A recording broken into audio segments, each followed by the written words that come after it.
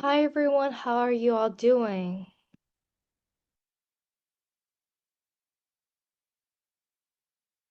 Are any of us going to start school tomorrow? Or any of us who are having school tomorrow? No one? Lucky you. I have school tomorrow and because I started school last week. This is going to be our last class. In our series of world history, we'll start US history later. I'm planning to start it probably in winter, because if you don't know, I am a senior. I'm preparing for a college application. So, yeah, from really from September all the way to December is my busiest time. After that, I'm pretty much done. Just waiting for the results. And today we're gonna be talking about some more recent stuff, but because a lot was going on from World War One all the way up to today, we are going to oversimplify everything. So probably you would think, hey, this is a bit too like shallow. It is. Because honestly speaking, I think a lot of the more recent history is built was really built upon the foundation we talked about in the past. And when I'm giving you like small ideas, I hope if you're interested, you can like extend them ultimately when you're studying on your own or studying with your school. And obviously, I want to go through some of the recent skills we have been like going through in the past, because I feel they're really just important, like the spice tea chart. Um, but yeah. And right now, what I'm gonna do before our class starts at 8, I'm gonna set up my live stream on WeChat, so that we have more people coming in.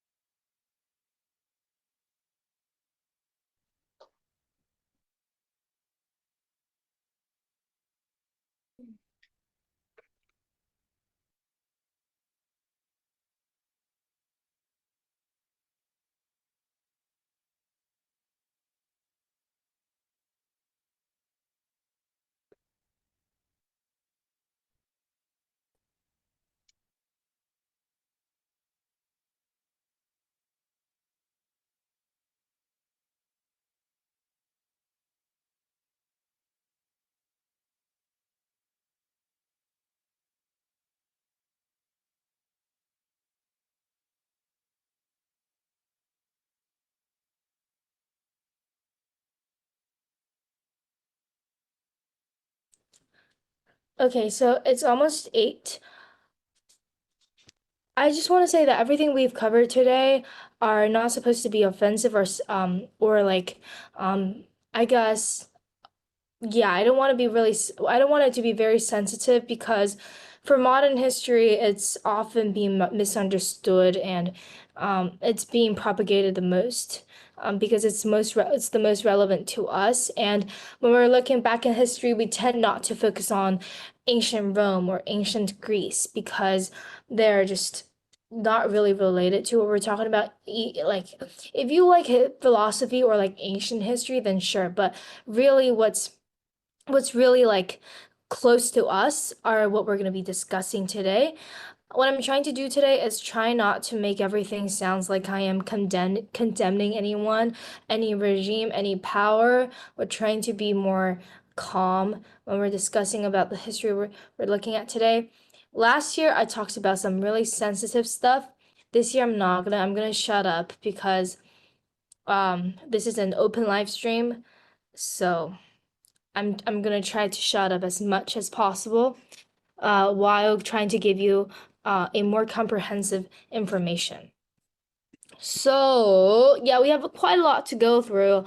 Today we're gonna be talking about Did I record? I think I record. Okay. So today we're going to be talking about World War One, World War Two, Cold War, and today, this is a lot of information, but really our focus is not on any of these wars.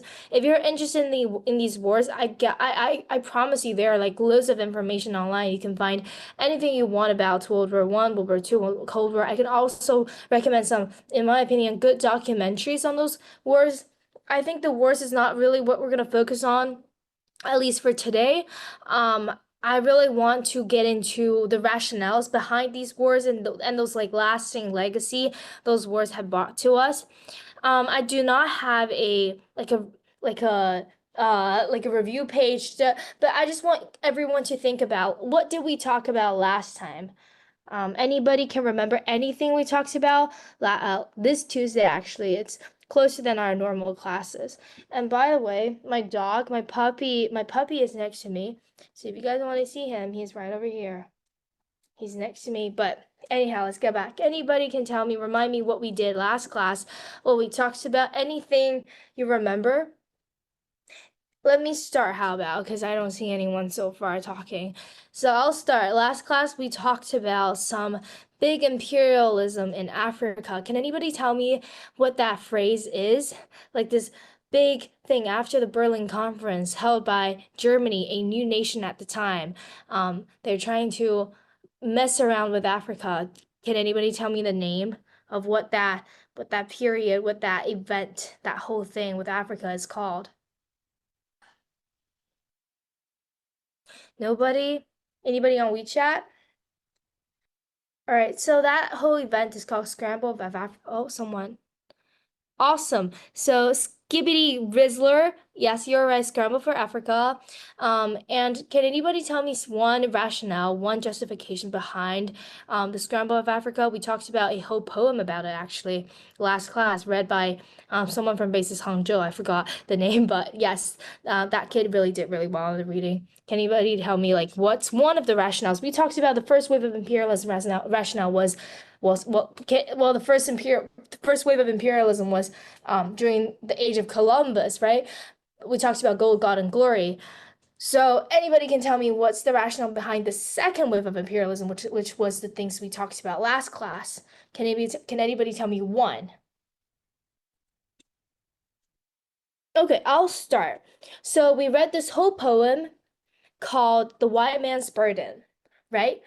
And this is one justification saying that the white people, or more accurately speaking, the Westerners, they have the obligation or the burden to civilize those who are not civilized in their eyes. For example, the Africans, for example, the Asians, for example, the Latin Americans. So they're doing that sort of stuff, trying to justify that their imperialism is beneficial to the people and actually creates burden on their race. Anybody can tell me a second cause of the second wave of imperialism? Anybody? Hmm. So it's really similar to our first imperialism calls, but the second wave, we also have the desire for resources. That's gold. So if you recall, we talked about how Africa had a lot of good resources. They have rubber, they have diamond in South Africa, they have oil, palm oil. They also have a lot of like copper, iron. They have all this stuff that are really demanding and imperative during the age of industrialization. People need those raw material to make their European manufacturing and industry going. So we have the desire for resources. And moreover, we also have the desire to we talked about gold and glory. We also have the glory part, which is having competition between all those European nations. All those European nations, one, everyone wanted to get better. So right, so they want to be like better than the other. So not only France want to be better than Germany and Britain, but also Britain was having big naval power at the time. They're the dominant of the world. So the competing forces, of course, France. So they're trying to compete as much resources and land they can get from not only just Africa, but we see that Britain ultimately get Hong Kong from the Treaty of Nanking after the Opium War, and we also see Germany getting the 胶州岛, which is 青岛, nowadays 青岛 from China. But we also see more like the Philippines being conquered by annexed by the Americans from the Spanish American War. But all of these are really just rooted in this really annoying competition, but was ongoing, very fierce at the time. So all of these contributed um, to the big worldwide colonialism that we'll see causing a lot of trouble. So just to give you a little like recall. Actually, let's go over the table of content. We have a lot of things going on. I don't really want to like talk about them right now. We'll see as we go, and we'll see how far we can get. I'm sure we can get through everything, but this is just the table of content. I'm not gonna read it just because it's too long, okay? So we're gonna review the cause of the World War One. We talked about it last time. So we talked about this acronym called MAIN, and this is something that you need to remember if you're taking a test. So if your paper asks you what are the causes for World War One, you gotta say one of those four at least. So the four are militarism, alliances, imperialism, and nationalism. So the first two we're going to be talking about are militarism and alliances. Militarism is the idea of arm race we just talked about. Britain at the time has the biggest naval power, and Germany, as a rising nation, industrialized really, really quickly because they had the role models before, so they could like just copy and paste. But this caused like a lot of fears and really just threatens Britain's position as the leading global dominance power. So they're just competing with each other in terms of their military equipment and technology. This is not only just between Britain and Germany, but also Germany and France. They have this Rhineland thing in between, in which it's really just both of these countries wanted that part. And I actually didn't talk about it last time, but we had the Franco like Prussian War, which is right before World War One between France and Germany, which also caused a lot of like just like conflict between the two nations, let's just say. So definitely militarism was a huge thing.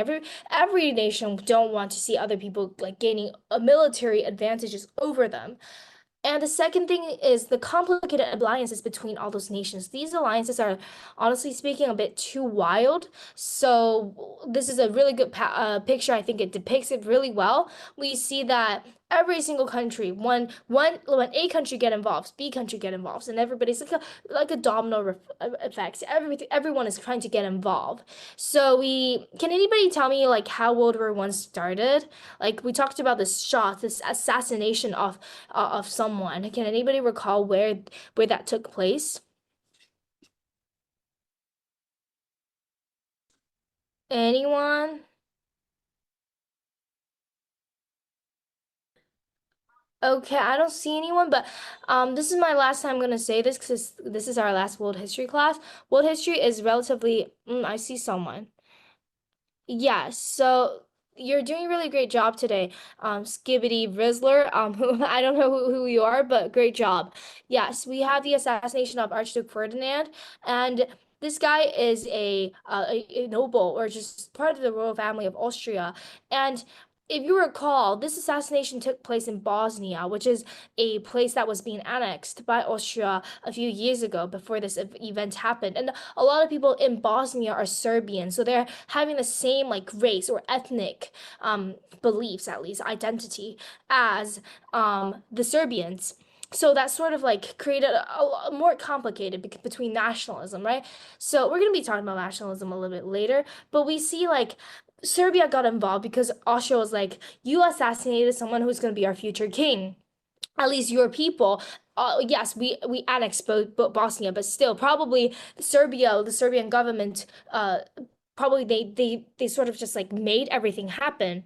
So Austria was involved, Serbia was involved, but then Russia, they're having the same race, the Slavic ethnic identity, similar, well, exactly the same as Serbia. So Russia got involved, and then Germany didn't really like Russia, so they're like talking to Austria, saying, "We're gonna help you, and we're gonna fight Serbia and Russia."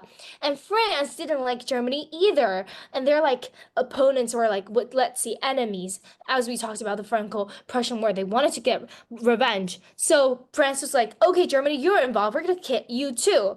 Great Britain, on the other hand, they're good alliances with France at the time because the common enemy is our friends, right? So Great Britain also got involved and alliances happened.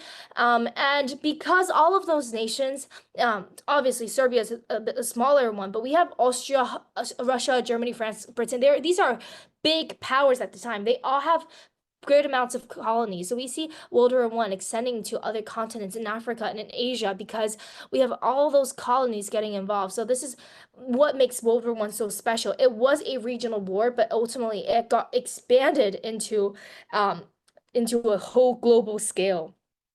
So, do we have any questions so far before we get into our next two factors of World War One?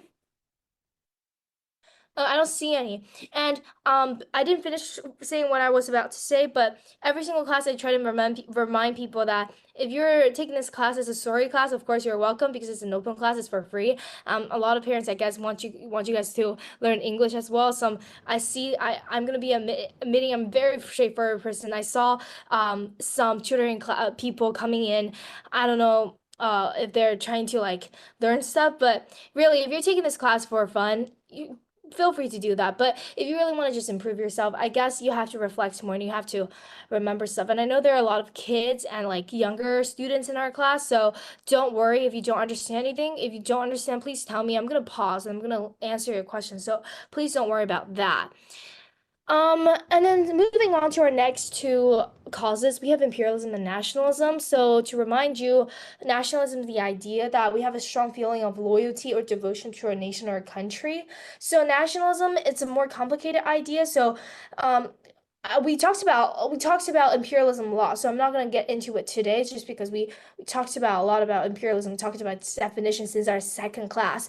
But for nationalism, it's a bit more complicated because there are different type of nationalism and on different scales, how we really like to vote ourselves in this idea. It's really different and it's gonna bring different outcomes. So some like moderate nationalism like we see today, for example, I love my nation, I sing my national anthem. That's nationalism, but it's not like very extreme or radical. On the other hand, we have like fervor nationalism like we see today. Fervor, not today, but at the time, fervor basically means a very extreme form, a very passionate form of nationalism. So this kind of nationalism brings a lot of trouble. So as we just saw from this picture, we see that the Serbian got into to some trouble, but then they got into trouble because the Bosnians wanted to get independent from Austria, who just annexed them, and that big, big nationalism wanted sort of just pushed them to make the assassination happen. But at the same time, Russia also had big nationalism because they feel that well, Serbians and us, we're all the Slavic ethnic group. So they sort of entered this war as well. But not only just that, fervor nationalism was particularly dangerous during the interwar period, which is right what we're gonna get into. But fervor nationalism is really dangerous mainly because when you're having that fervor nationalism mindset, you sort of just feel that whoever is targeting your opposite, let's say opposite of what your nation do or what your nation propagates are doing bad stuff and they are essentially your enemies. That fervor nationalism is really dangerous. It sort of just blinds you. A lot of people would say, I'm not going to get into fervor nationalist thoughts, but these kind of thoughts are really easy to get into specifically, and especially during those kind of wartime or when you're having diplomatic troubles with another country, like we see during World War One, during the interwar period, during Cold War, during World War Two, a lot of stuff are going on just because of fervor nationalism. This is a very, very famous propaganda. If you don't remember, propaganda is essentially this term for a lot of like political campaigns, not just campaigns, but like pamphlets and stuff, like just like advertisement for politics, trying to make you to do something, trying to make you feel something. Usually these things are being oversimplified. Usually these things are being like made to be very extreme. But this picture here, we see women of Britain say go. And we see the military here. It's really just saying that the women in Britain are saying you gotta fight for your country. And if you don't fight, you're kind of humiliated at the time. So they also have something called the white feather. So it's basically when a woman give a white feather to a man in Britain, and whoever receives that white feather is seen as humiliated by the conventional view at the time in Britain. So these kind of people are sort of being pressured by the society to go for war. So that's, in my opinion, also a kind of fervor nationalism where if you're not doing what the public are expecting you to do, you're sort of disobeying the norms, and essentially, you will be targeted by those fervent nationalists. Before we move on to the Treaty of Versailles, do we have any questions so far? Okay, let's get into. Okay, I'm actually. Yes, Russian Revolution is a big thing. I don't want to get into it too far because it's not what we're going to focus on today, but these are some of the causes for the Russian Revolution. The Russian Revolution happened during World War One. Russia literally just left the war because they had a revolution in 1917. So if you recall, the for World War One was ended in 1918. But I'm gonna send a separate video about Russian Revolution. I think those big and famous events deserve its separate time to talk about, not today, because as I said, today we're going to be talking about more, not just the big stuff, but what happened between and after them. But I do want to say that the causes are here. If you're interested in it, you can take a screenshot. And I'm going to send a video on the Russian Revolution later in our group chat. But no, we're not going to talk about it. So I'm going to skip, okay? Please forgive me. We have a lot to cover today, so I apologize.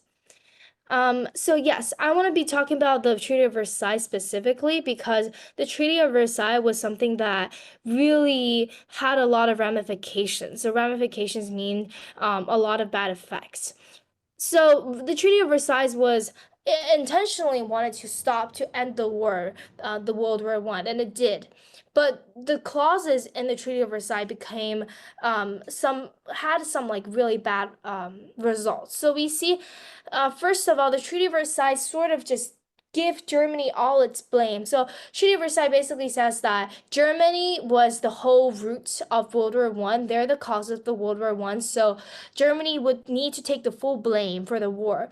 What they did was that they asked Germany to pay lots of reparations. That's like big amounts of money to all the nations they owe, like France, who was arguably the most who lost in World War One, to Britain, and then they also lost territory to France. If you recall, we talked about the Franco-Prussian War, which exactly was when Germany got land from France. So this is essentially France saying, okay, this is the time you give our land back. So it's really a humiliation for Germany.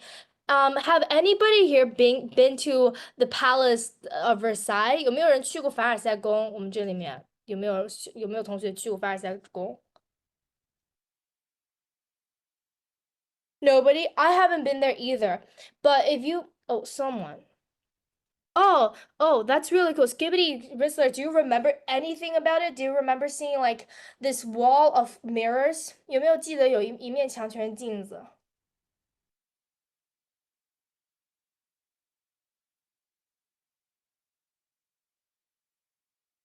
？Okay, maybe, probably. Yeah, that's okay. But that like wall of mirror was the place that they signed the Treaty of Versailles. But interestingly, this is also the place that they signed the treaty that ended the Franco-Prussian War. So I think like it's very commonly known actually that the Treaty of Versailles was being chosen to be signed in that specific place where the mirror are because it's sort of like France's revenge after their loss in Franco-Prussian War, and sort of after World War One, they were like, Germany, you're gonna give us our lost territories, and you're gonna give up a lot of stuff, including your territories overseas, your colonies, and you have to pay us a buttload of money. So yes, that's exactly what the French did, and that really like humiliated Germany a lot. Like think about it, they're literally doing it in front of your eyes. If I were Germany or I was a German, I would hate the French for a long time, and that is a very typical example of fervent nationalism.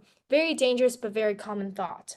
So, as we talked about, Germany lost all its overseas territory in Africa, in Asia, in Oceania, basically those small islands we talked about last time. And this includes Qingdao. So Qingdao fell to the Japanese because the Japanese wanted to Japanese helped the allies at the time. That means the USA, the British, and the France, and as well as Russia to fight the World War One. But the Japanese was also being pissed because they didn't get exactly what they want. So they didn't get a lot of lands except for a few islands in the Pacifics, as well as a small amount of territory in China. They didn't get the Manchuria they wanted. They sort of just conquered it, annexed that part by themselves. So they didn't really get any support from the Europeans or the Westerners. So that really disappointed them as well. Moreover, the Japanese was also really pissed at the time because they didn't get the respect that they thought they would get. They thought that we helped you guys a lot, we helped the Westerners a lot, but then we didn't really get the equal stuff that we should have gotten from what they expected, really. So this long term feeling like they're being disrespected, this mindset really also prompted militarism and fascism in Germany and Japan. So I don't think I included Japan here, but this is really important just to keep in mind of that some of the non-European powers, especially Japan at the time, was really pissed, and because of that they sort of took revenge on World War II a lot. Next, we're going to be talking about France and Britain. These are two countries that won the World War One. So France regained territory. So we saw that just now from Germany. It didn't really get any security. They built this big fort along the border between France and Germany, but that really didn't work, right? It didn't work because in World War II, we know that Hitler did something called the Lightning War, in which they move really fast. But also they used the same tactic from going to Belgium and then attacking France. So, but because Hitler is just faster, they got that plan done. So everybody knew that France ultimately at the time lost to Germany in World War II. So I forgot to mention, but Germany also needed to give up a lot of military, so they couldn't so they have to demilitarize. That means doesn't have any military in the Rhineland, which is like a border state between France and Germany at the time, which is also like big humiliation to Germany. The German military was also being asked to decrease their numbers. That didn't work out because we knew the rise of fascism, well, specifically Nazism later. But on the other hand, we have UK gaining a lot of overseas territory from Germany and in the Middle East. And I'm just gonna tell you, I feel bad that we didn't get into Middle East today, but the Middle East was being caused a lot of trouble by the UK, specifically in Iran. So Iran at the time was being very under chaotic like stirs after under the UK. We also have the US. So US president at the time, his name is called Woodrow Wilson, and he's the guy who promoted this idea called the League of Nations. So the League of Nations you can think of as like the United Nation we see today, but it's just a less powerful one.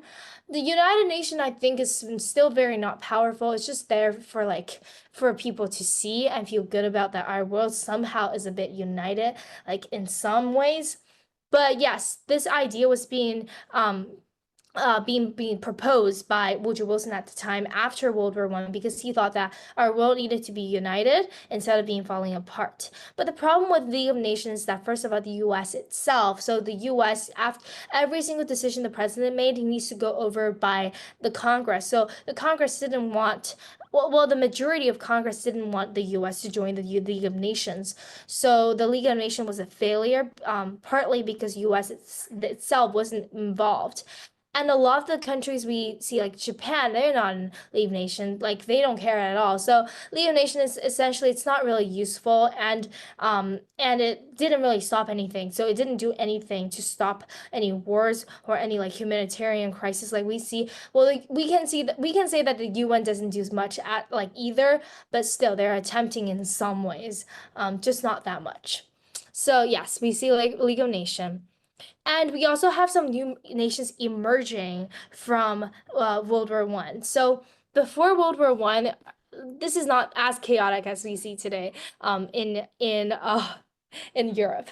So before the World War One, we see a lot of we see a lot of nations, just not as much as after World War One, but after World War One, we see a lot of nations being broken up.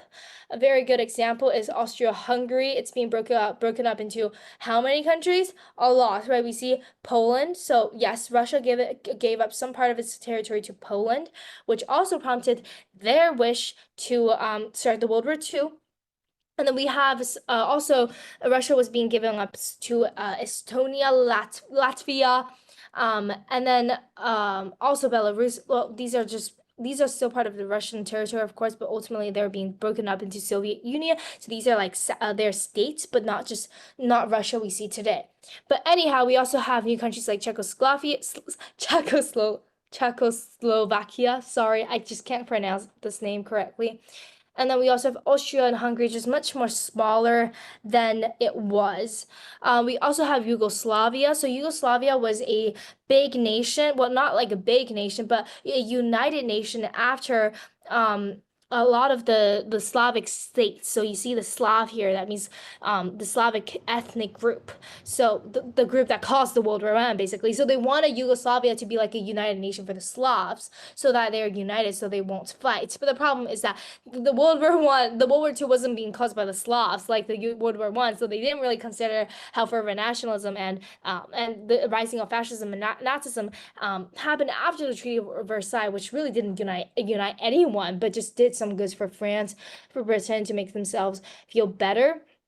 Interestingly, we also have Romania gaining more territory, and I also want to say very importantly, this map doesn't show, but the Austrian Empire, the Ottoman Empire, I mean, the Ottoman Empire was being fallen apart after World War One. It's being turned into Turkey. So in 1919, this is when the Ottoman Empire we talked about in our second class, the big empire that conquered Constantinople in 1452, for 1453 was being gone. So it's gone from the map. It's gone from the history basically. It became history. So it became Turkey at the time. So this is the new nations we see, and this is going to cause some trouble. So mainly because a lot of nations needed to give up spaces like Germany, right? They give us spaces to Poland. So that's also one reason why Hitler wanted to conquer Poland so much, and they did, right? They did conquer Poland successfully, but ultimately they had to give up because they lost. But also we see why Russia, specifically Stalin at the time, really wanted to ally with Hitler just to get that Poland back, so they can like partition Poland back, like sort of just gaining their territories back from World War One. So these are just some brief aftermath of the World War One and how they're gonna cause some big troubles to our nations to the next war. Okay, and we see Laya. She says, "I have a question. I learned a little bit about World War One. My teacher said that Hitler is a bad guy. So interestingly, Hitler was involved in World War One. He was a soldier fighting for the German military. Um, so Hitler is a guy who is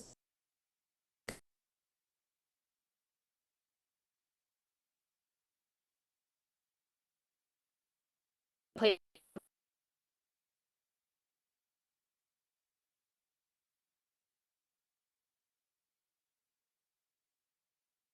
I wouldn't classify him as like a bad guy. He does a lot of bad stuff though. But we're gonna be talking about him specifically a little bit later, when we're talking about World War II. So don't worry about that. And I think your teacher is very I think she's teaching, or he probably teaching elementary kids, so he would say that Hitler is bad. But I think everything in history is a bit more complicated than that. Hitler, yes, he did some really bad stuff, but we want to talk about his rationale behind why he did that. Okay, thank you for the question though. Really good. I like your courage, and I really like that question too. It really, I think it's going to lead up to what we're going to be discussing a little bit later. And next, I want to be talking about the interwar period. This is the period between 1918 to 1939. So basically, what happened between the World War One and World War Two? Because if you do the maths a little bit, this is just a little bit over 2 decades, and another big war, an even bigger one, a more destructive one happened. Um, so during the interwar period, we have a few nations. So Germany, we want to talk about Germany because as Lai just talked about, we have some well, her teacher said bad guys coming up.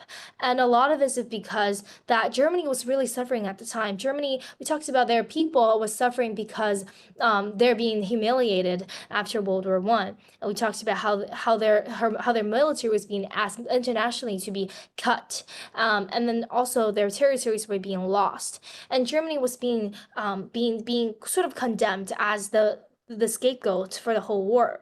For the whole World War One. So Germany at the time, they're being disgusted by the European states. So Germany was poor, they lost national pride.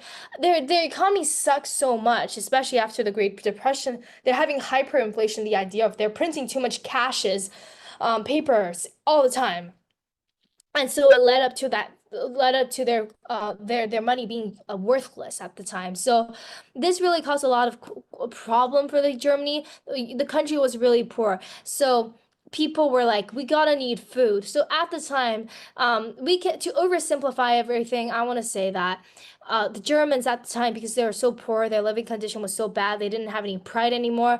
They needed someone to be the scapegoat or someone to fix everything, let's say. Before they needed someone to be the scapegoat, they need someone to fix everything. And that person came, and that person is called Hitler. So Hitler came in, he became a very charismatic leader. Let's say he makes really good speeches, and he also gives a lot of very idealistic dogmas. Dogmas are things that are not exactly practical, but sounds very idealistic. So he also advocated for this collectivism and saying that he doesn't want any class struggles, and also that he he's from the working union from Nazi itself was really just a working union at the time, and his influences and his like dogmas and wishes sort of pumped Germans like hope for life. So he got very popular.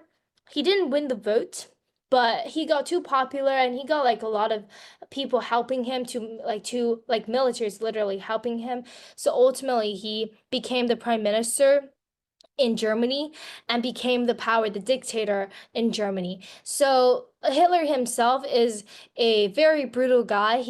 As we all know, during the World War II, he ordered the Holocaust, this whole massacre that killed millions of Jewish people, Jewish population, and Hitler himself is a very extremist, as we talked about. He's a Nazism, and he's a Nazist. He's the leader of Nazis. But yes, during the interwar period, we have that sort of circumstance before Hitler came to power. So Hitler was really just using people's fears and anxiety and people's desire to come back as a strong nation to sort of control people. That's how Hitler did, and a lot of world leaders who are just not just like good leaders, not just like bad leaders we see, or not.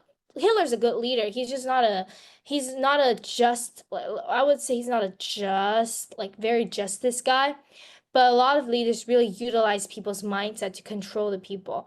And this is a very good example how Hitler did it.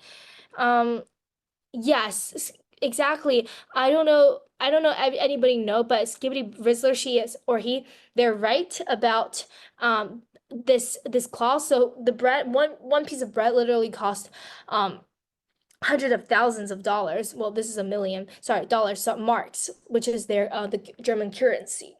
Sorry, I think I'm caught a cold today, so I want to sneeze really badly right now, but that's okay. Okay, and then we also have France. I just talked about France gaining territory. They didn't get security, and they're right, but they're sort of like after the war they won, so they didn't carry anything at all. So they're just having their life. But ultimately, that the World War II hit them really badly. They didn't have any preparation. So France at the time during World War II fell like almost like immediately. We also have the USSR. USSR is what happened after Russia fell. The Tsarist government fell. So USSR, I mean, hey, so the USSR we just talked about they lost a lot of some of their territory, let's say. But what they did differently than the Tsarist government was that they underwent rapid industrialization and collectivization of agriculture.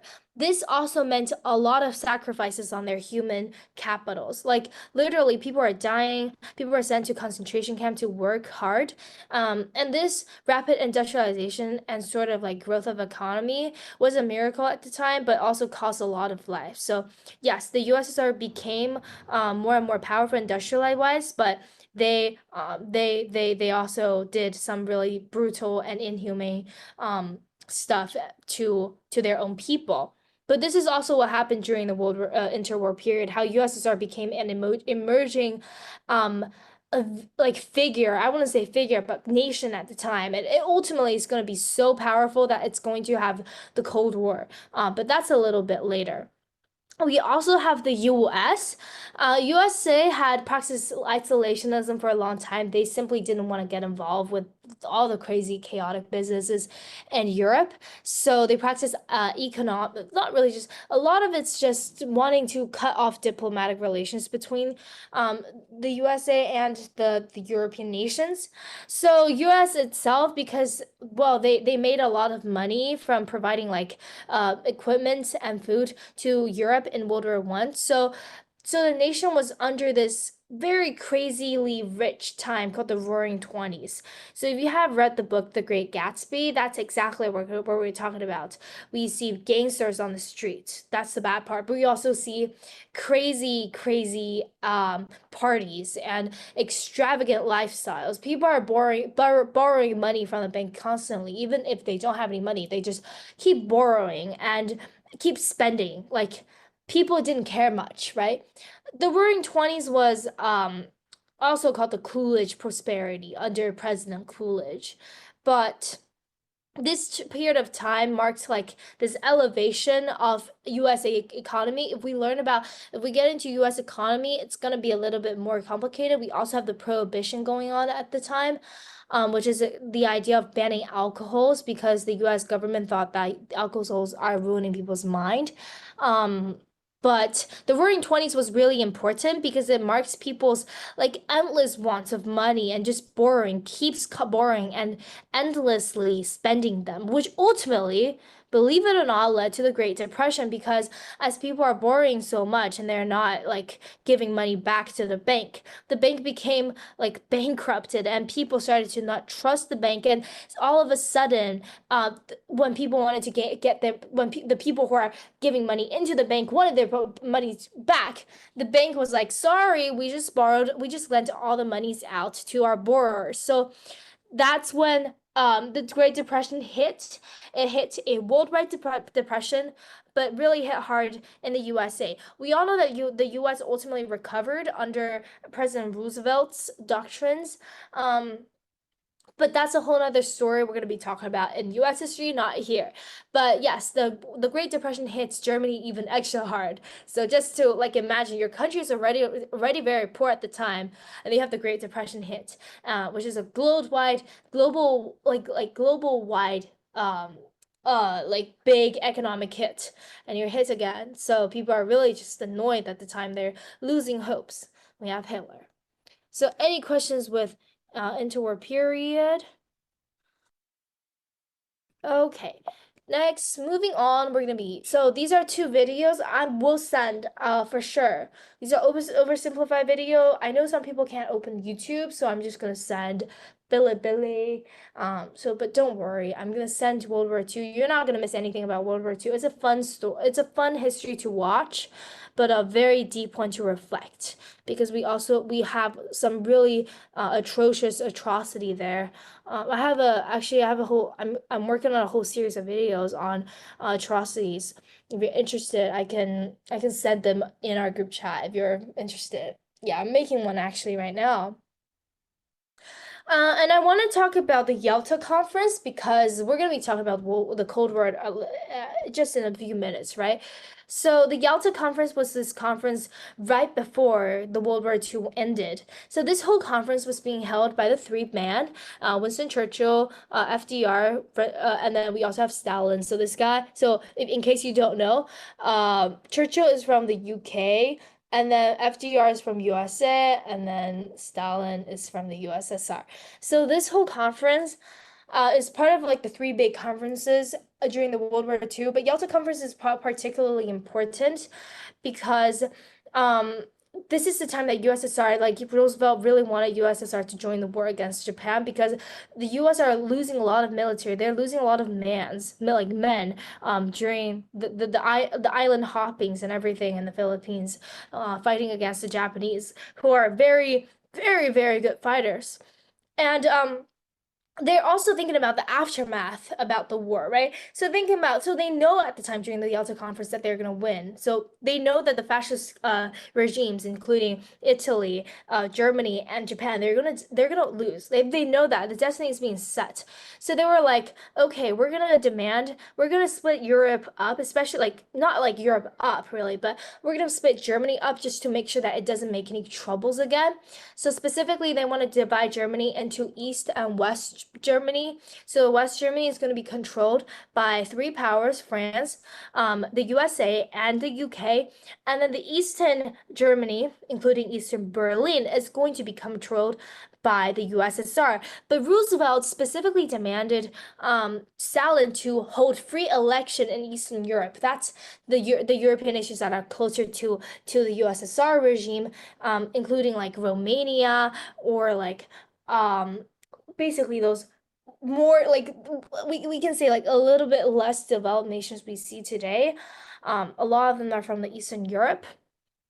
And Stalin responded very vaguely.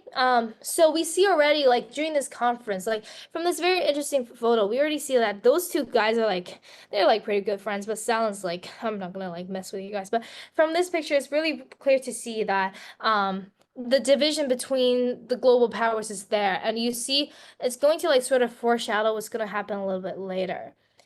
And this is going to be like even more chaotic after the drop of atomic bomb in Nagasaki and Hiroshima by the USA that totally ended this war. So this whole atomic bomb idea was being like the USA didn't tell Stalin or the USSR anyone about the atomic bomb. So yes, the UK knew about the atomic bomb, but we already see that division here, right? So we're seeing that the US is hiding something from the USSR purposely. And this is a time where the USSR are like, okay, the US have something that is so big and so destructive, that's literally is going to wipe out a whole city and they're hiding it from us. And interestingly, our teacher, I remember when I was in eighth grade, we talked to my teacher asked everyone to make like this debate about whether atomic bomb dropped in Japan in those two Japanese cities are really just necessary or not. Because I remember I did this like the tiny research that this like before really just the drop of an atomic bomb wasn't that imperative at the time, really just because the USSR is almost like they're almost like done with screwing the Japanese military. But really, why this is so important, well, just the justification of dropping this atomic bomb by President Truman was saying that U.S. men are dying, like U.S. military are losing a lot of men from the war. So they want to like end this war so quickly so that it doesn't like kill a lot of people in the US, but also the Japanese. And the Japanese soldiers are suiciding just to ruin some battleships from the USA. So if you know this term called kamikaze, kamikaze are pilots that are designated to suicide and they're gonna fly into battleships from the USA, just to usually these missions are not successful, but you can see how crazy the Japanese were in trying to like win, even there's like this almost zero chance in winning. So you can see like their justifications on both sides, and that's really what makes history so complicated and really fun to discuss. Yes, um so kamikaze is a division in the Japanese military. Kamikaze are designated just for suicide. Like these people knew that if they bump into these ships, they're gonna die. So yes, it's kamikaze is the is a wind god in Shintoism in Japanese religion, Shintoism. So yes. So yes, you know a lot of stuff. Very, very impressive skippity Rizzler. But yes, she is I mean, whoever they are absolutely right.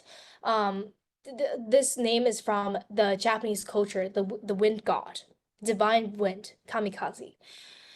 Okay, and then we're gonna be talking about the World War, but as I said, World Wars, World War One, World War Two are really big topics that deserve another session, like a whole session to talk about. But World War One is, you can think of the old Cold War as a war that isn't being fought hotly. That means it doesn't really involve like direct military conflicts between the two powers. That's the USA and the USSR. Um, but this war has a lot of proxy wars, so that are fought hotly. So that means they're actually like fightings involved. But proxy wars are called 代理人战争, means that the USA and the USSR are backing like two opposing forces. We're gonna see like like I think that we're gonna go over the Korean War. If not, cause I think I probably deleted the Korean War just because last year got too sensitive and um I got into some trouble for that. But yes, the Cold War is essentially an ideological conflict. This is what I'm going to try to focus the most on our lecture today. Ideological difference between the USSR and the USA was really huge. We just talked about really from the Yalta Conference. You see that the two leaders have different opinions on politics. FDR wanted Stalin to hold open and fair elections in Eastern Europe, but then Stalin didn't really want that, right? He's a dictator. He didn't want democracy, or he can say American influence in his satellite states. That means like states that are closer to his power. So we see that some really key terms we want to see are first of all the Iron Curtain, which is like the black things we see here that divides Europe apart. We have the Eastern Europe held like led by Stalin by the USSR regime, and then also the Western Europe, which are more like we can say more democratic and focusing on like capitalist economy. And this idea of Iron Curtain was being proposed none other than Winston Churchill himself from his very famous speech. But I think it's a very good metaphor, just like sort of describing what's going on in the world at the time. So some ideological differences are, first of all, we have capitalism and versus communism. So I do want to emphasize that capitalism and communism, they're supposed to be economic principles. So if someone asks us to discuss like, can you please tell me if communism is better or democracy is better? Like that comparison just simply doesn't work. We know that communism becomes like more political, like in modern terms, but I still believe that communism, because it was proposed by Karl Marx as a economic principle, I do want to keep it as the way it was when we're discussing principles and like ideological differences. So just to recall, capitalism is the idea of promoting free trades. Free trades involve like competitions that promotes innovations, right? So that's the whole idea behind capitalism. Communism, on the other hand, is saying that everybody's equal. There's no unemployment in a communist society, and communist regime, they didn't want any like private sectors to be existing. They want everything to be controlled by the state. So the states can like distribute every resources according to needs. So like sort of equally. So we see that difference between their economic principles. Not only just we see from the USA that they're practicing market economy, but also in the USSR, we see huge practices of collective economy that are focusing on like collectivism, like in agriculture or in even like in industries that are really just led by by the sorry, I'm sneezing again, by the state. And then third, we have ideological differences between democracy and authoritarianism. So the second word, authoritarianism, is really long, but essentially it's just dictatorship. So authoritarianism is when one man or like a few man is under the control, is like controlling the whole thing.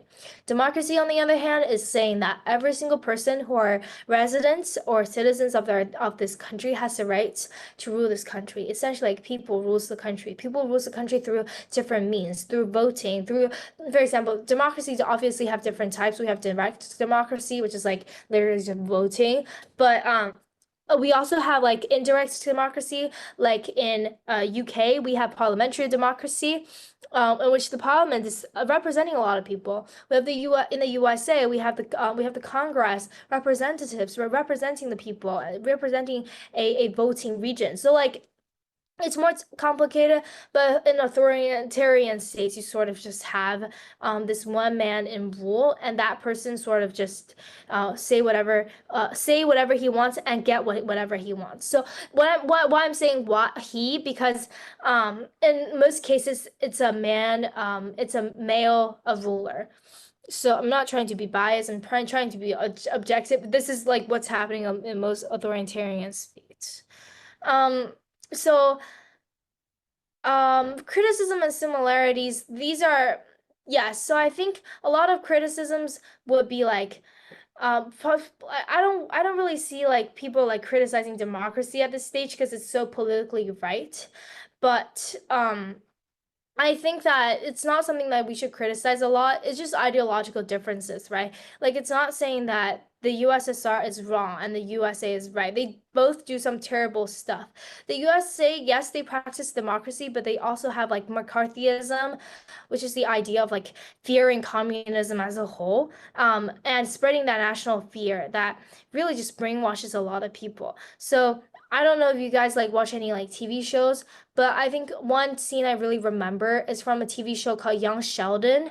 And Young Sheldon in that show, Sheldon just say something like the interview was trying to like mislead him into asking him if he supports communism. And Sheldon himself, he was just like a 10-year-old little kid, and he obviously it's fictional, but it really reflects like he was saying he was a really rational person, but he said something like, "I guess so. I think I support the communism," and he got his whole family got into some big troubles, and he had to speak in front of the TV, sort of just justifying that he didn't mean to support any like things about communism. But that TV show in text taking place in Texas, who is a very extreme states and in like against really just against communism, really shows how sensitive people were even under a democratic regime where people sort of have transparent information, but they don't. So very ironic. I think it's an interesting thing to think about. And I really like to think that way because it's like democracy is it like obviously there's no pure democracy. Democracy's I think I forgot who said that, but someone said I can't say if democracy is the best system, but it's probably like the least worst one, I guess.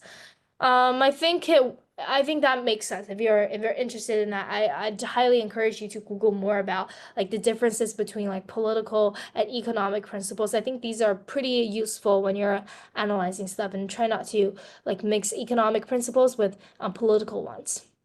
Any questions so far? Okay, we gotta speed up a little bit. We have a lot to go through. And then we have the rise of NATO and Warsaw Pact. So obviously the NATO was this organization called North Atlantic Treaty Organization. This is formed in 1949 in April, and this whole organization was like a defensive organization. Please remember that NATO is defensive, so whoever in the NATO got attacked, they're going to defend that nation. So they're not trying to like they're not like offensive, right? They're not trying to hit like to attack anyone. They're a defensive military organization. So this whole treaty organization, NATO, was pledged to like have mutual support, as I said, and cooperation within the alliance against conflicts and wars. And obviously, the NATO did not include any of the Eastern European states or the USSR. So ultimately, the USSR were like, okay, you guys have the NATO, I'm gonna make something of my own, and it's called the Warsaw Pact. And the Warsaw Pact is basically like a Eastern European NATO. And the Warsaw Pact obviously includes all of the USSR satellite states, including the USSR itself. Both didn't really like had any direct conflict. But with the fall of the USSR, the Warsaw Pact was being disbanded. All of its nations, some of them are in NATO's today. So it's like I remember my eighth grade history teacher. He was like, maybe like the NATO should be like disbanded as well, just because the Warsaw Pact was, but they're not. So it's creating a few controversy, especially during the time that the Warsaw Pact was being being falling apart. So do you have any questions so far? Okay, let's continue.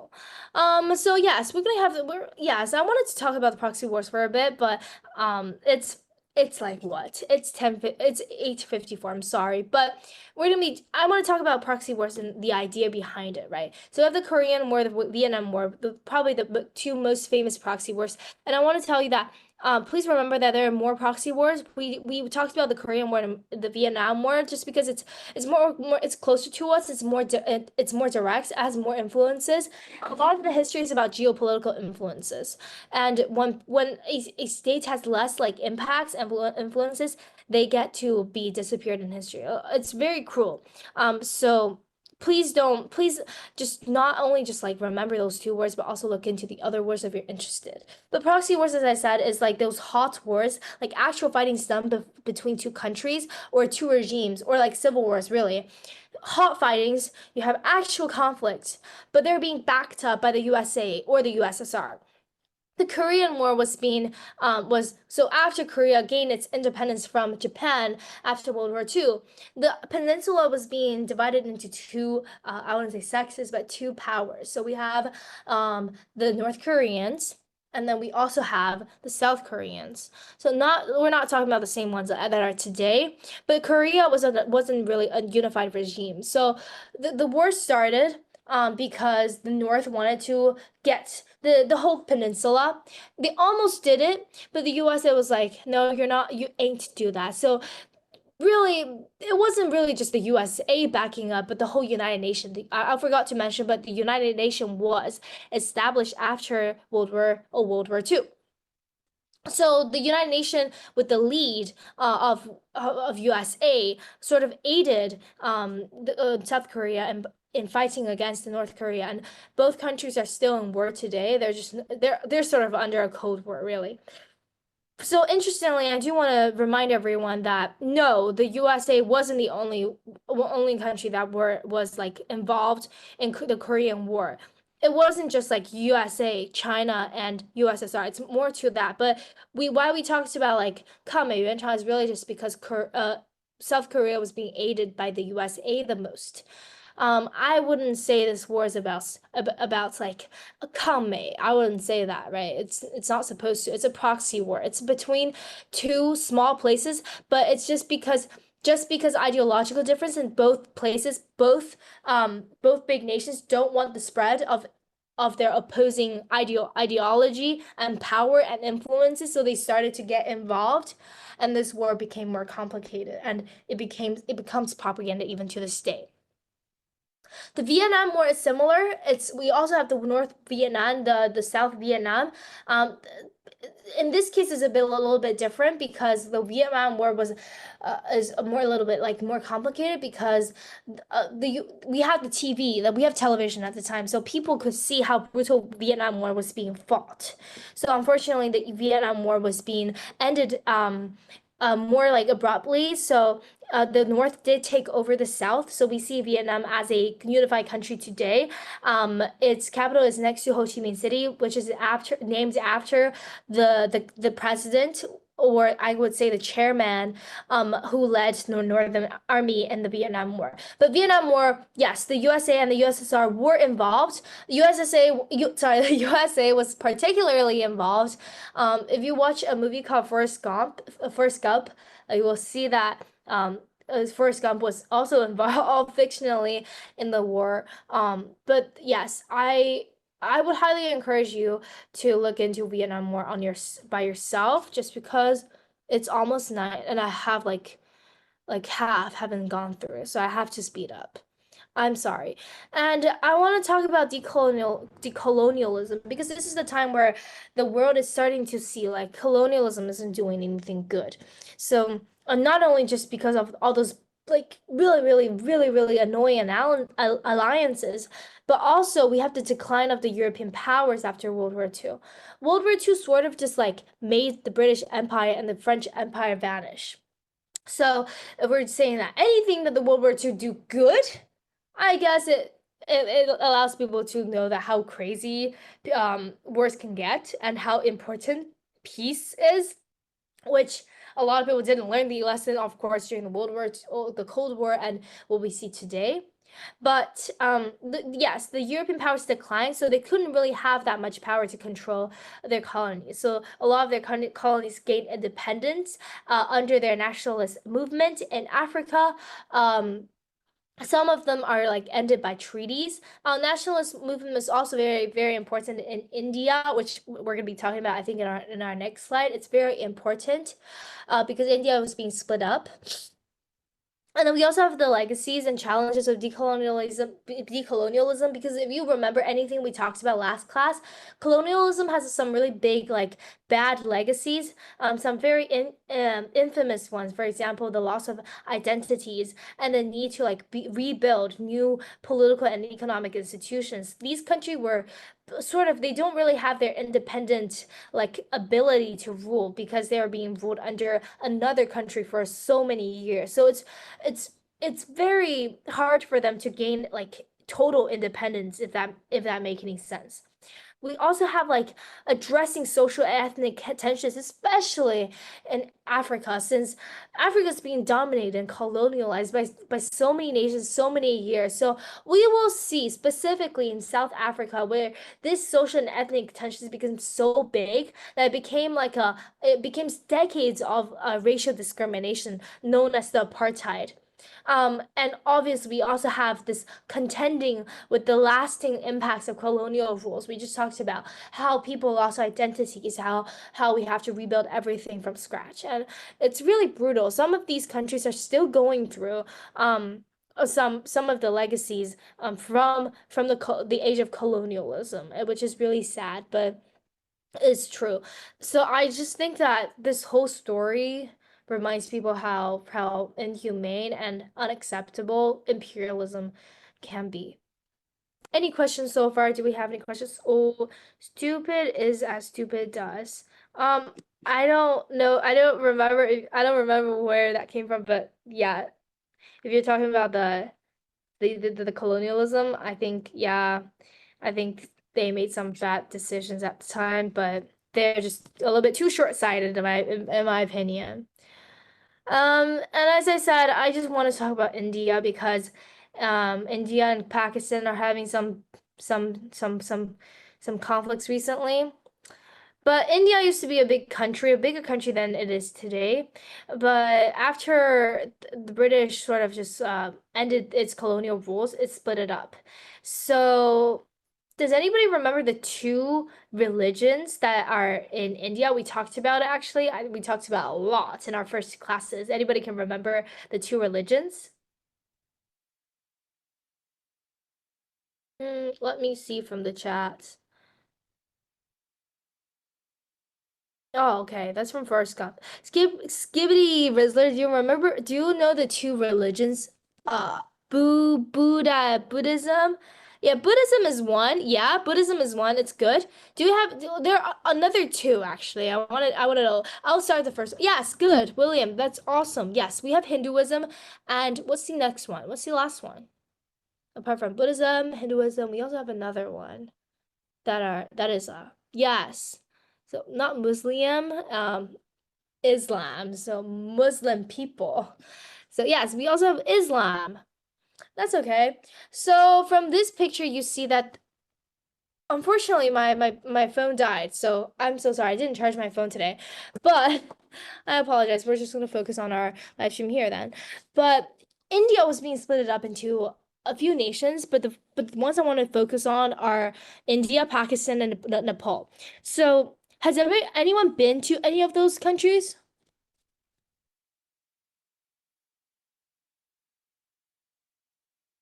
Okay, so these countries are exactly what the three religions we just talked about, right? So William talked about Buddhism and Hinduism. Yes, so Hinduism is what India is today. Hinduism is what it's the main religion in India. And Pakistan is, as Skibbity Rizzler said, Muslim. They're Muslim people there. And then we have Nepal, who are dominated by Buddhists. So if you go to like for some like I think a while ago I really want to go to Nepal because my old school had a field trip there. Field trip. I know it's really funny to say field trip from to Nepal, but I really wanted to go to Nepal for a while. But Nepal was dominated a lot by Buddhism, and the people who live there, Kasyabara, they're like pretty Buddhist. And if you want to like climb their mountains, some of their mountains are being banned because of their ideology. So they're like banned mountains, not because they're like really hard to climb, because the Nepalese they just don't want you to climb because some of the mountains are religiously like significant to them. And then so why I want to talk about this so much is because India under colonial rule for like for a few decades really impacted how this whole thing happened, right? So India used to be this whole green areas, but because of ideological differences, people was being forced to move on a migration. So the government sort of banned any Muslim in India, and so all the Muslims need to move to Pakistan. So a lot of families are being broken up. A lot of people died on this journey. So it's like if you're living here and you're like a Muslim, can anybody like see my cursor? So if you're living here, let me use like a little like 互相批注. Okay, so if you're living like at the bottom in southern India and you have to move to Pakistan in north because you're a Muslim, like you gotta there's no like trains. Like no, you can't go on a train and move your house with you. You have to like go with like small wagons and move very slowly. So this whole journey takes a long time, months usually, and a lot of people die. So this is a long-term legacy, I guess. Not a long-term, but we see long-term legacy today because those two, like those Pakistan and India are constantly having wars. Um, I can't really say it's wars because they don't say it's wars, but it's like military conflicts. Interestingly, at my school, we have a Pakistanis teacher. We also have an Indian teacher. I don't know how they are going with. I think they're going like they're getting pretty along, but it's very interesting because how this like long-lasting impacts can be seen even to this day. And then moving on, I want to talk about some fun stuff and let's not talk about the sad stuff. Let's talk about some innovations that impacted positively to our modern world. I remember when I was doing my AP World History test, I was being tested on like modern impacts and like after the 1945, like after 1945, and I wrote exactly like here, right? So I talked about how medicines and diseases helped like a lot of like people. For example, we have the birth control pills. Can anybody tell me why birth control pills are so important? Anybody?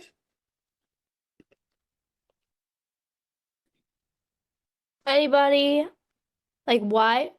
Yeah, so birth control pills, we would say like who would ever need that? Like, but birth control is really important for a female because first of all, can anybody tell me how long is like raising like pregnancy?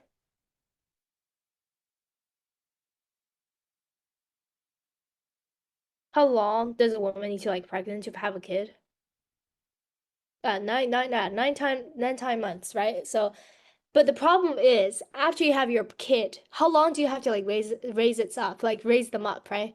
So I remember when my teacher asked my that question to me, I was like, probably like 9, 10 months. And he was like, how long does your mother really just like feed you and get you to school and like take care of you for everything? That's like 18 years. And if you're like a bad kid, not like a bad kid, but like if you're not independent enough, probably that's gonna extend all the way to put you like 50 years even. Like I know people who are like 35 years old and still lives with their parents and needed to be taken care of. So this whole like raising kid, not only just raising kid, but like getting pregnant and then having kid and then raising kid, like this whole process is like pretty insane, right? It's pretty insane. It's not only just like pretty insane, but if you have like multiple kids, what are you gonna do? Like I can't imagine. My great grandma, she has 6 kids. I don't know how she managed that. They didn't have birth control pills. If she had that, I bet she's gonna take one of those. For at least like once or twice, because it's insane like how she managed to raise 6 kids. So birth control pills is like not just like important to keep someone to keep women like more healthier, I guess, but it gives them choices. It gives them choices to to have intercourse not just for the purpose of like having kids. It gives them the choice to not have kids and focus on their own lives. And this is really important because we have the rise of feminism. We have the rise of women wanting to get voting rights, wanting to vote. These are things that they didn't get because they're being locked at home and trying to raise their kids and do household stuff, right? Birth control pills, in my opinion, is a great invention. And then we also have aspirin. Who has taken aspirin before here? I have. I've taken a lot of aspirin. 阿司匹林有没有人吃过？ Yeah, if you're having a cold like I am right now, I feel I'm gonna have one because I'm sitting right under a aircon. If you're having aspirin, yes, aspirin is made after 1945, and thanks to aspirin, people are not dying from like colds. Like people are dying from cold before, right? We also have the like vaccines, right? Vaccines are invented after, well, a little bit earlier, but we thanks to a vaccine, I'm not dying from influenza, right? And then we also have like malaria. We have treatment for malaria. We have treatment for cholera. We have treatment for tuberculosis. My mom has tuberculosis. If she takes antibiotics, she's gonna get cured in 9 months, right? That's pretty impressive stuff. Like, people are dying from tuberculosis so much in the past, but now they're not. Unfortunately, we also have some rise of new diseases. We have Ebola. So everybody, Ebola, the virus Ebola. So Ebola, the virus was originated in Africa and Ganguojing, this place, this country. Ebola, some people says that Ebola was from monkey, which I think it's from monkey, but correct me if I'm wrong. But I think Ebola is from monkey, and the way Ebola transmit is through like saliva, blood, or from like sex. So Ebola virus was new. We also have the birth of HIV. So, does anybody not know HIV? Because I feel like HIV is probably very wide known, right? So for those who, I know there are some kids in our class, but HIV is a virus that you get from so if your mom has HIV when she is like pregnant, you're gonna get HIV, unfortunately. And another way to get HIV is through, as I said, through saliva, through blood, through sex. So HIV is a very terrible disease because it ruins your immune system.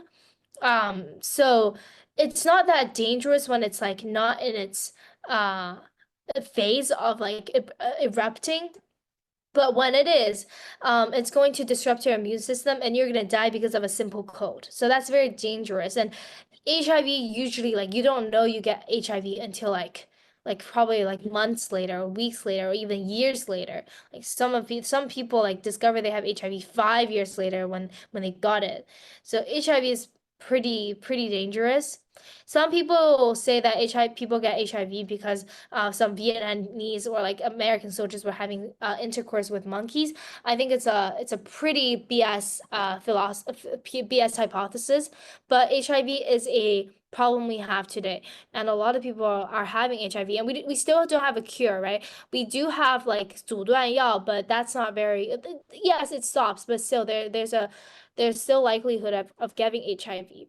We also have heart diseases. Heart diseases became even more like bad. Like it became worse in recent days because people are having longer lives, right? So, for example, my grandpa, he has like mild heart disease, and he had to go to surgeries and he had to go to checks very regularly. We also have Alzheimer. Okay, someone's texting. Okay, bye, Skibbity. Thank you so much for coming. But we also have Alzheimer's. So unfortunately, my both of my grandmas have Alzheimer. I want to share Alzheimer with you because Alzheimer is a disease that we don't have a cure. We probably won't have a cure for a long time because it's very complicated. And Alzheimer is believed to be having it because people are having longer ages. So in the past, the average age is probably like 40 or 50 years old, but now people are living to like 80 years old. So a lot of people are having dementia, which is the idea of losing memories. And this is also something we see. The Alzheimer is a type of dementia. My grandma's having this Alzheimer. It's really sad seeing her forgetting a lot of stuff, um being grumpy. It's not just like just forgetting stuff, but she's having some really bad tempers. She's scared of where she get anxious around crowds. These are all what Alzheimer's brings to a elder. So I hope that, if your like loved ones have Alzheimer, please give some quick cares. They really need your cares. Alzheimer is right now it's incurable, it's irreversible, and it's very sad to see that they are forgetting everything day by day. Any questions we have right now so far? So I apologize, it's 9:15, but I have to continue because we have some stuff going on. So other stuff we have are environment. So environment, we have the Green Revolution. The Green Revolution was happening mainly in South Asia, it's East Asia. So anybody know Yuan Longping, right? He's part of the Green Revolution. This is the idea of like cultivating crops that are livable, having fertilizers and pesticides on the crops to make them more like easy to live. This also creates some problems though.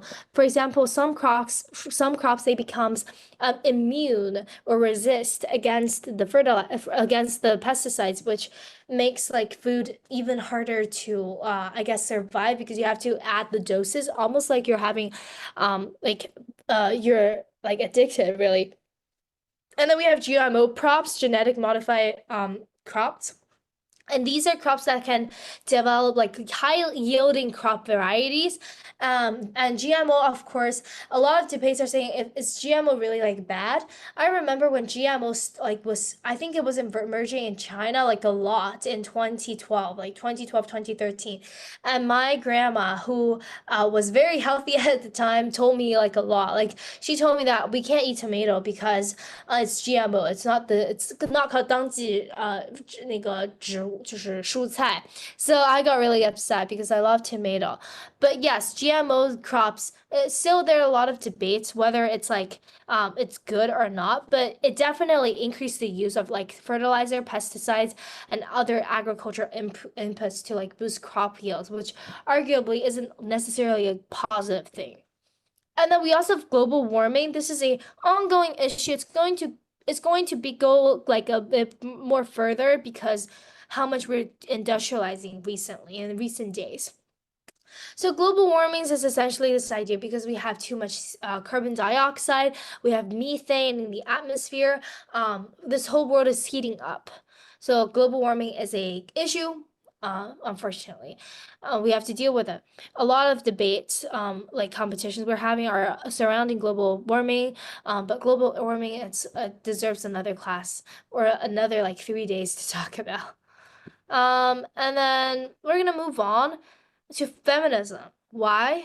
because I talked about the birth control pills, and I do want to talk about feminism. So, two things we want to talk about feminism is first about women's suffrages. So, suffrage is the idea of voting. In Europe and Asia, after World War II, many countries granted women the rights to vote as part of the rebuilding democracy. So, in 1944, we have France. And then 1945 in Italy and Japan, in 1947 in China. And I want to remind you, this China is in the people. This is it's not the like the PRCBC today. It's the ROC, Republic of China, right?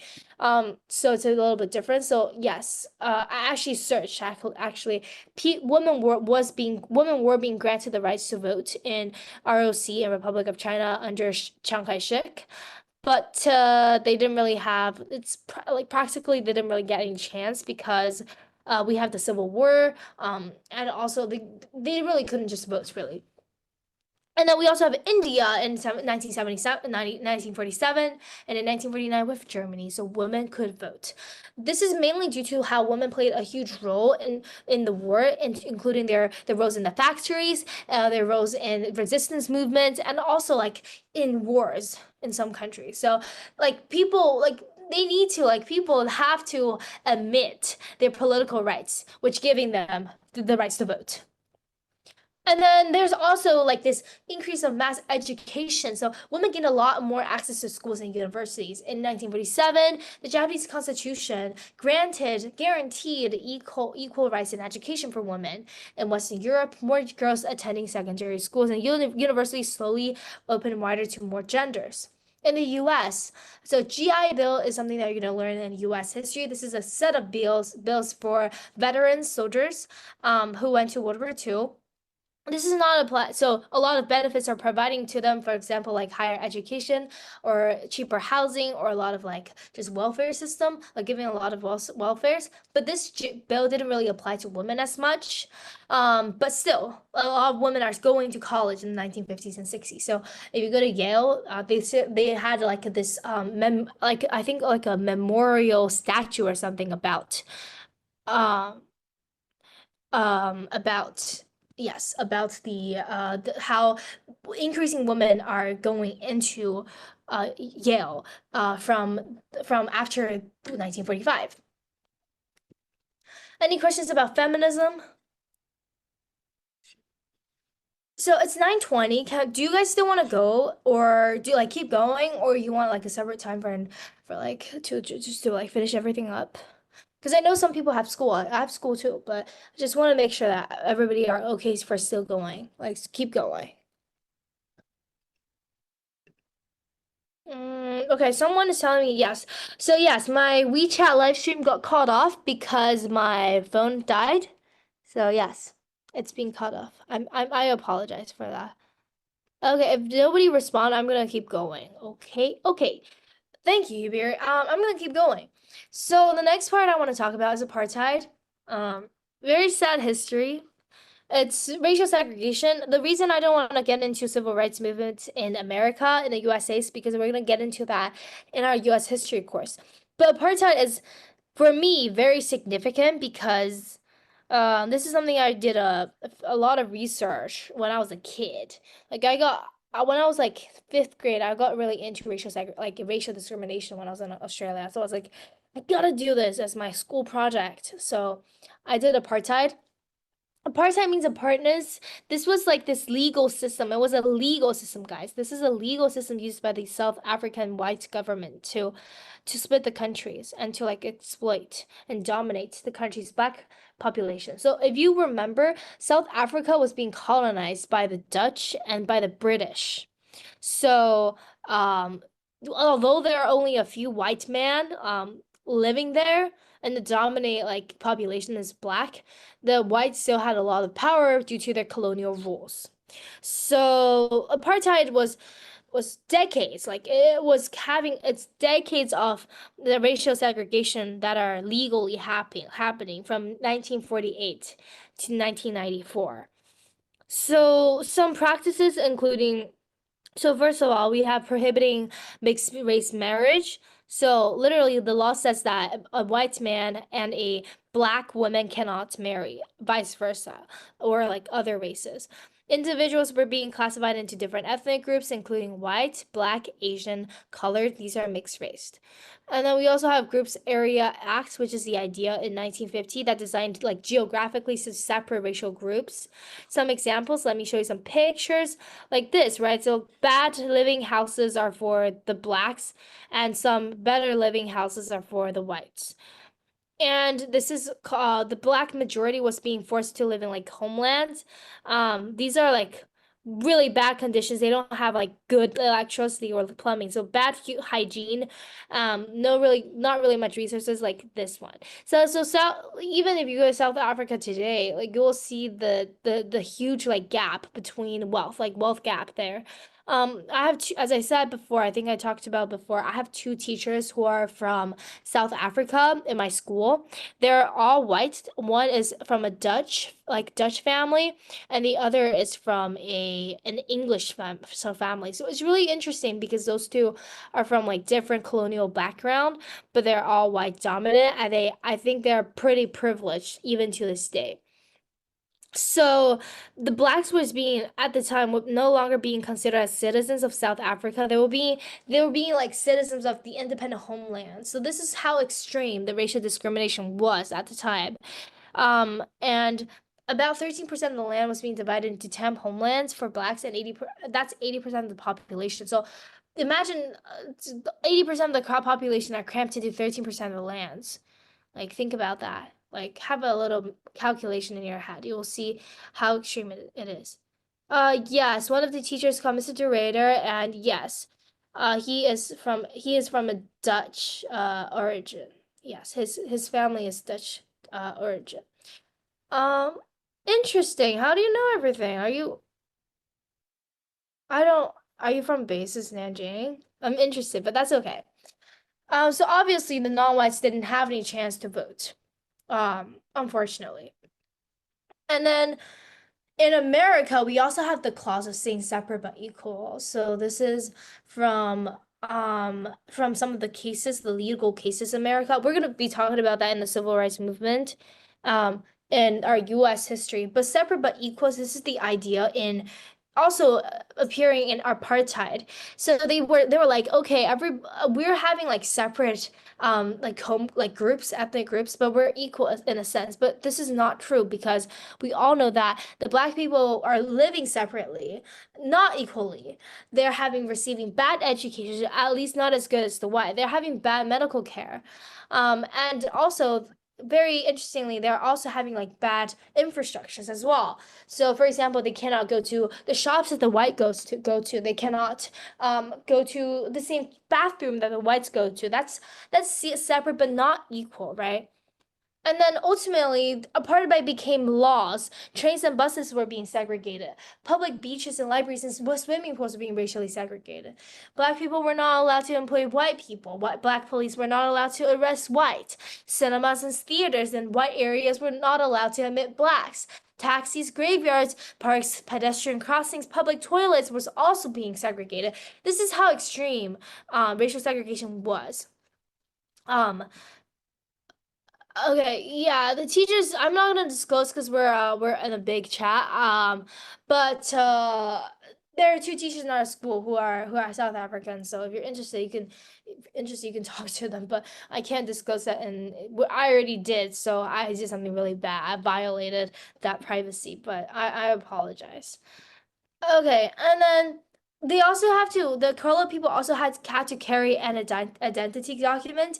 So this is also something that to prevent them from migrating to white, like South Africa. So this looks like this, right? So everybody has to sort of like carry this ID card that shows that they're blacks, and they have to go to the areas they're supposed to go to. That's like the bad areas, right?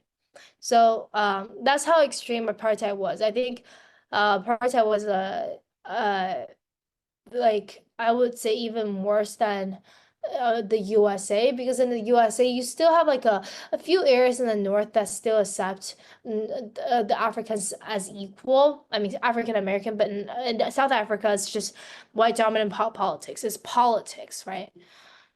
And then moving on, we have resistance, right? So the NAC.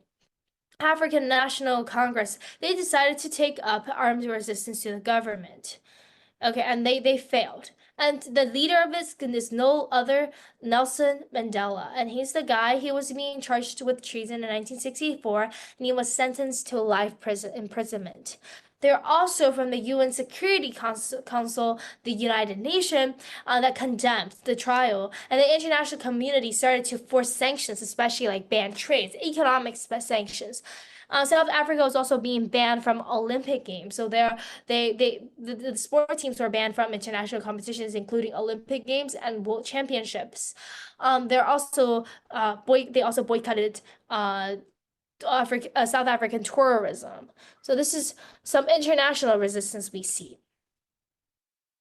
So Nelson Mandela, he's a good politician. He's a good human rights activist. He's not a good economist. South Africa did not do well in economically under his leadership. But that's another story for another day. So ultimately, the African National Congress in 1990, the government legalized under the pressure of people, the NAC, and ultimately they started to release NAC party's leaders from the prison. Specifically, one, we have Nelson Mandela. So Nelson Mandela was being released from prison after serving 27 years for resisting apartheid. So Mandela became a symbol, he was a symbolic as the leader of the anti-apartheid resistance. And Nelson Mandela also became the first South African Black president. He's also known as like the nation's father, the 国父，就是南非国父。And he also received Nobel Prize with F.W. Clark, who was the South African president at the time before Nelson Mandela came in power. Both of them received the Nobel Peace Prize. And obviously in 1994, it marks the end of apartheid because the NAC won 63% of the 20 million votes cast. So Nelson Mandela was being elected as South Africa's first Black president, and they ultimately wrote a new constitution. So all of this, you see, it's a very long process. It's over how many decades? Like 5 decades of fighting. Ultimately they've received a pleasant result, even though we know that racial segregation, no, racial discrimination still exists everywhere you go. I think apartheid is a pretty successful anti-apartheid movement is ultimately become very successful, and it's very impressive to look at the result. Um, uh, it's 9:30. I apologize. I'm not finished. I'm not done. I'm talking about some Chinese stuff, and I'm gonna make it very short just because last year I talked about a lot about this, and I got into some trouble, and I don't want to get into any trouble. Um, so economics and global age, I want to talk about China specifically because how China really liberated its economy in 1981. If you recall, under Mao Zedong and Hua Guofeng, like Chinese economy was pretty suck, right? They modeled USSR, like the Soviet Union. They modeled their collectivism. So we didn't really have like private sectors. We didn't really have any like innovations, and we don't have free market at all. It's just like command economy. Everything is under the control of the state. So what China did was that they liberated the economy to an extent. Specifically, Deng Xiaoping, he allowed private like farmers to sell lands to the states. He allowed them to sell crops on themselves. Like you see 菜场 today, right? Those are like farmers selling stuff. And then you also have like 工业经济改革. That's like, for example, they have foreign investment in some places like Shenzhen or Shantou, or Pudong, Shanghai Pudong, right? You have those like foreign investment there. Deng Xiaoping also opened the Shanghai stock market and allowed private businesses. So here are some things I listed. He allowed economic reforms happening, allowing private sectors, encouraging entrepreneurship, giving farmers the freedom to sell crops. We also have foreign investment in special economic zones like, as I said, Shantou, Xiamen, Shanghai Pudong, Shenzhen. And very interestingly, this is a transformation picture Oh my God, it's raining today. That's a bit awkward. But anyhow, this is Shenzhen before modernization. It's like pretty damn. And now we're seeing a pretty prosperous Shenzhen that is having a lot of like economic activity and prosperity. Oh shoot. And then we also have Deng Xiaoping famously said, like he wanted pragmatism over ideology. Like he doesn't care about dogmas. He said it doesn't matter if a cat is black or white, as long as it catches mice. 他非常说过非常有名的一句话，他说不管就是黑猫白猫，只要能抓到老鼠都是好猫。So like he really focuses on like the result. He didn't care about like the ideology like Mao did. And also he shifted like priority from class struggle to improving life standards. Like he didn't really care about like the he didn't like he cared, of course he cared, but he really shifted that focus from class struggle to improving lives, the living standards and national wealth. That's something that Deng Xiaoping did. That's different from the other leaders in China. So economic modernization gave a lot of Chinese teenager hopes, right? They were like, our country's going through some pretty good changes. Can we go a bit a little further, right? Usually after economic changes, after economic prosperity, people started to want more political rights. They want more freedom in themselves. So we have a lot of reasons. I'm not gonna get into them, but people like a lot of young people, young men, and also just like people in China, they demanded something more other than economic reforms. Thankfully, my battery died. I can talk about it here, but we also have some brutal crush down by Deng Xiaoping. So he's not like a angel or someone. He did some really brutal stuff, right? Like every single communist leader we see today, like all of them did something that sort of helped them to strengthen their power. But Deng Xiaoping did something very infamous in 1964. Sorry, 1989. I'm sorry, my brain is dead literally. But 1989, we have the crush now, in Beijing. That's when people wanted to demand a greater rights. They wanted like more rights, just the modernization of economy. But this is being crushed down. Where in China you're not supposed to talk about it, right? You talk about it, you're gonna get into trouble, like I did last year. But I don't really care. Like it's part of history. We've got to admit it, right? It's known as the Tiananmen massacre, and it's like you don't have to like hide it. It's there, right? Everybody knows it. It's just no one talks about it. But it's really showing that how people wanted more freedom at the time after economic reforms. But after this is being crushed, like people started to, I wouldn't say like nobody care anymore, but people are being silenced for a while. I'm pretty sure that people are gonna wake up someday and they're gonna talk more. So yeah, I'm gonna skip Pinochet. This is a Chile example. I'm not gonna talk about it, and I'm gonna talk about globalization because it's 9:35. Globalization is the idea of like we have like different stuff in the world coming together. My favorite World War Cup. Who is there in 2026 to watch the 美加墨世界杯? I'm so excited for it. I'm not gonna go, but I'm gonna watch at home. So the FIFA World Cup is a very good example of globalization. This is when every single country comes together and they start to compete. We have Olympics. Olympics is like, it's like it's boring. But World Cup is really exciting because you have the competitiveness, you have the vibe, and that's like the beauty of globalization. We have Bollywoods, you have Hollywoods, you have Bollywoods. Bollywood's like incorporating dances, music into movies.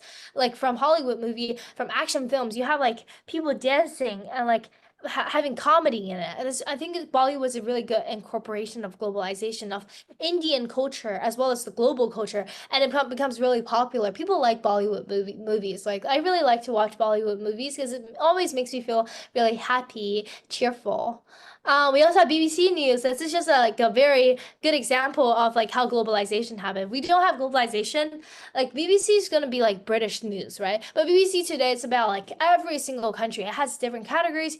It has like Middle East. It has the North American, South American, or Asia or European news. It's a very good example of globalization in news.